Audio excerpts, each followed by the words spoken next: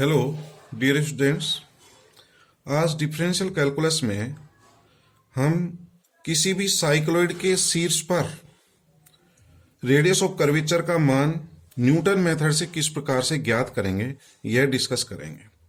हमें कोई साइक्लॉइड की पैरामीट्रिक इक्वेशन दी गई है x equals to A into theta plus sine theta और y equals to A 1 minus cos theta. इस साइक्लॉइड के शीर्ष पर वर्टेक्स पर रेडियस ऑफ कर्वेचर का मान न्यूटन मेथड से किस प्रकार से ज्ञात करेंगे यह डिस्कस करेंगे। तो डियर स्टूडेंट, यहां साइक्लॉइड दिया गया है, साइक्लॉइड का इक्वेशन। तो साइक्लॉइड क्या होता है, सबसे पहले हम यह बताने जा रहे हैं कि साइक्लॉइड क्या होता है। तो साइक्लॉइड क्या होता है एक्चुअल में कि ये जैसे कोई लाइन है, ये कोई रेखा है। मैं इसको इस प्रकार से समझाऊं आपको। ये कोई लाइन है और इस लाइन पर किसी सर्किल को, ये एक सर्किल दिखाया गया है और इस सर्किल पर ये कोई पॉइंट है, इसको पॉइंट P मान लीजिए। अब इस सर्किल को क्या है, इस रेखा के सहारे घुमाना है। ये जो पॉइंट मैं यहां ले लेता हूं डियर स्टूडेंट। अब आपको क्या करना है, इस सर्किल को इस रेखा के सहारे और आपको मूव करना है। तो इस बिंदु का जो बिंदु पथ बनेगा वही साइक्लॉइड कहलाता है। तो अब क्या करना है, आपको इस पॉइंट पे ध्यान दीजिए। आप ये जो पॉइंट बना रखा है इस पॉइंट पे ध्यान देना और इस सर्किल को इस रेखा पे घुमाना है। इस सर्किल का जो है इस रेखा पर ही होना चाहिए, ये ध्यान रही। जैसे ये लाइन है और आप इसको जो है ना इस प्रकार से मूव करना है, ये ध्यान रहे। और ये पॉइंट जो है मूव होता जा रहा है, ये देखिए आप इस तरह से।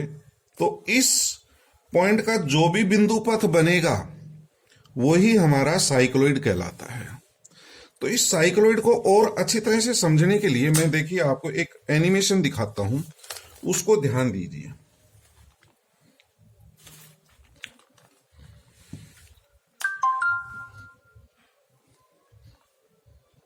इस पे ध्यान दीजिए आप। एक ये सर्किल जो है इस पर मूव कर रहा है।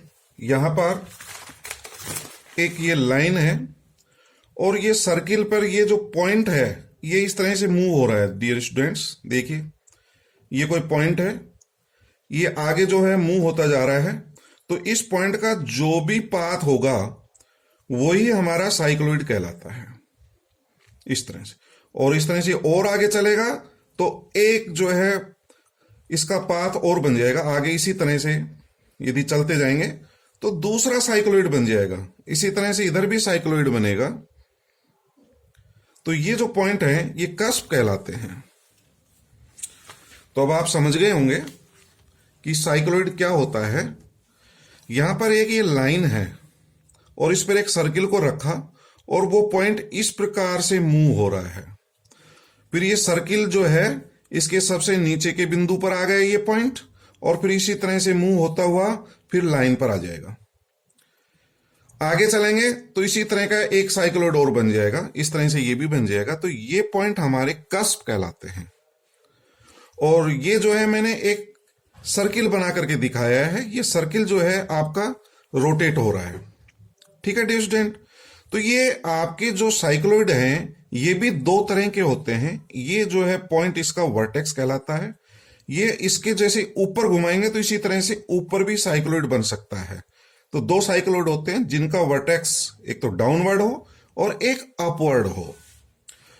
और ये जो सर्किल बना है, मान लीजिए इसकी रेडियस a है तो ये मान 2a के बराबर होगा, क्योंकि इस तरह से ये घुमाया है। तो ये इसका जो है ये सबसे नीचे के पॉइंट पर इस तरह से आ गया और ये इसकी जो है रेडियस डायमीटर हो जाएगा, ये 2a के बराबर होता है इस सर्किल का डायमीटर, ठीक है डियर स्टूडेंट।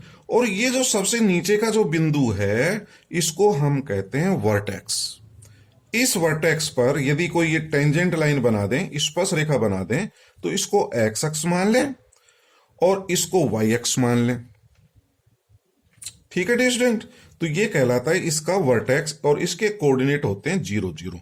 तो आपको इस पॉइंट पर साइक्लॉइड के शीर्ष पर इस पॉइंट पर रेडियस ऑफ कर्वेचर का मान ज्ञात करना है। ठीक है, तो अब बाकी का तरीका तो वही रहेगा। तो आप साइक्लोइड समझ गए होंगे। साइक्लोइड क्या होता है? किसी भी सर्किल को एक रेखा के सहारे उस पर स्थित बिंदु को यदि अपन घुमाएं तो जो भी आपका बिंदु का जो बिंदु पथ होगा वही हमारा साइक्लोइड कहलाता है। ठीक है, तो अब इस पॉइंट पर रेडियस ऑफ कर्वेचर का मान निकालते हैं। ओ जो है इसका शीर्ष कहलाता है। इस पर थीटा का मान 0 होगा। यहां पर जो है थीटा का मान 0 लिया गया है, थीटा इक्वस टू 0। तो y equals to 0, x equals to 0। O पर मूल बिंदु O पर आप देख रहे हैं ये टेंजेंट लाइन है। कौन सी टेंजेंट लाइन है? ओ एक्स अक्ष। तो मूल बिंदु O पर स्पर्श रेखा x अक्ष है। तो जब स्पर्श रेखा x अक्ष है तो हमें कौन सा फॉर्मूला लगाना है? Rho equals to limit x tends to 0, y tends to 0, x square upon 2y। जब x अक्ष स्पर्श रेखा है तो ये फॉर्मूला यूज करते हैं। क्यों करते हैं? क्योंकि इस पॉइंट पर dy अपॉन dx का मान थीटा इक्वस टू 0 पर शून्य प्राप्त होता है। आप dy अपॉन dx का यदि मान निकालें, यहां पर मैंने यहां निकाल करके आपको बताया, क्योंकि आप कहें कि साहब जो है एक्स अक्ष स्पर्श रेखा कैसे है, तो यहां देख सकते हैं थीटा इक्वस टू 0 पर, इस पर थीटा का मान 0 होगा। तो dy अपॉन dx का मान dy upon D theta upon dx upon D theta. तो dy upon D theta dx upon D theta के यहाँ मान रखें, तो यहाँ मान रख दिया, और थीटा इक्वस टू 0 रख दें तो dy upon dx equals to 0। तो पॉइंट O पर स्लोप का मान जो है 0 प्राप्त हो रहा है, और जब स्लोप का मान 0 है तो x अक्ष इसकी स्पर्श रेखा है। ठीक है, OX अक्ष इसकी स्पर्श रेखा। ये क्लियर होना चाहिए कि OX टेंजेंट लाइन कैसे है। क्यों? बिंदु O पर dy अपॉन dx का मान यदि देखें तो वो 0 प्राप्त होता है, क्योंकि O बिंदु पर यहां पर देख रहे हैं थीटा इक्वस टू 0। तो रो इक्वस टू ये फॉर्मूला होता है, rho equals to limit x tends to 0, y tends to 0, x का मान रख दें और y का मान रख दें। तो x square a square into theta plus sine theta का होल स्क्वायर अपॉन 2, y की वैल्यू रख दी ए 1 माइनस कोस थीटा। ठीक है डियर स्टूडेंट, यहां से थीटा कॉमन ले लें तो थीटा का square 1 plus sine theta upon theta का होल स्क्वायर, और इसको हाफ एंगल में चेंज कर लें इसकी लिमिट का मान निकालने के लिए। तो 1 माइनस, इसमें ऐसा फॉर्मूला लगाओ जिससे ये 1 कट जाए, तो मैं फॉर्मूला लगा रहा हूं 1 minus 2 sine square theta by 2। तो ये फॉर्मूला लगा दिया, तो इस 1 से ये 1 कैंसिल हो जाएगा, ए एज इट इज हो जाएगा, और ये 2 इंटू 2 4 हो जाएगा। तो थीटा स्क्वायर अपॉन 4 को मैं लिख सकता हूं थीटा अपॉन 2 का होल स्क्वायर, और नीचे ये साइन थीटा अपॉन 2 है तो इसका होल स्क्वायर हो जाएगा 1 plus sine theta upon theta का होल स्क्वायर। इससे क्या होगा, जब थीटा टेंस टू 0 करेंगे तो ये 1 हो जाएगा, इसकी वैल्यू भी 1 हो जाएगी। तो इसका मान आ जाएगा a इंटू 1 प्लस 1 का स्क्वायर और इंटू 1 का स्क्वायर, तो 4a। तो रेडियस ऑफ कर्वेचर का मान 4a प्राप्त होता है किसी भी साइक्लोइड का। यदि रेडियस ऑफ कर्वेचर वर्टेक्स पर ज्ञात करें, मूल बिंदु पर ज्ञात करें, वर्टेक्स इसका मूल बिंदु है, तो रो का मान 4a प्राप्त होता है।